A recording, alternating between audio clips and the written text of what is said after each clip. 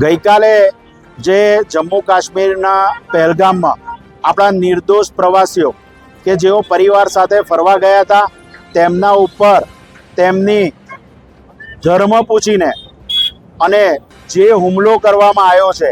જાતિ પૂછીને જે હુમલો કરવામાં આવ્યો છે અને એમાં નિર્દોષ લોકો માર્યા ગયા છે, તેમને આજે નડિયાદ શહેર જિલ્લા કોંગ્રેસ વતી અમે શ્રદ્ધાંજલિ આપીએ છીએ.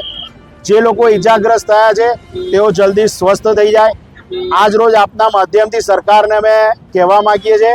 કે અમે સરકારની જોડે છે. તે જે પણ પગલું ભરશે તે ભારતની હિતમાં ભરશે, પણ એક સ્પષ્ટ મેસેજ આપીએ છીએ કે જે રીતે તેઓ આપણા ઘરની અંદર આવી અને આપણા લોકોને મારી ગયા છે, તે રીતે આપણી સરકાર સૈન્ય સાથે મળી તેમના ઘરમાં બેસી તેમનું માથું ધડથી અલગ કરી લાવે તેવી ભારતની પ્રજાની માંગણી છે, નડિયાદ શહેર કોંગ્રેસની અને નડિયાદની પ્રજાની પણ આ જ માંગણી છે કે ઝડપથી રિઝલ્ટ આપતું પગલું ભરે. આજે આતંકવાદી હુમલો થયો છે તેના અનુસંધાનમાં નડિયાદ શહેર કોંગ્રેસ વતી અમે આતંકવાદીનું પૂતળું પણ આજે અમે અહીંયા બાળવાના છે અને આ કૃત્યનો અમે નિંદા કરીએ છીએ, વિરોધ કરીએ છીએ અને કેન્ડલ માર્ચ દ્વારા અમે તેઓને જે ગુજરી ગયા છે તેમને શ્રદ્ધાંજલિ અર્પણ કરીએ છીએ.